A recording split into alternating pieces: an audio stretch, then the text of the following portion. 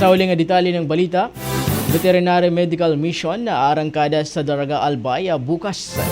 Para sa detalye ng balita, nasa linya Mega Patrol number 12 ang aming station manager SM Stella Duran. Bicol Network News Report!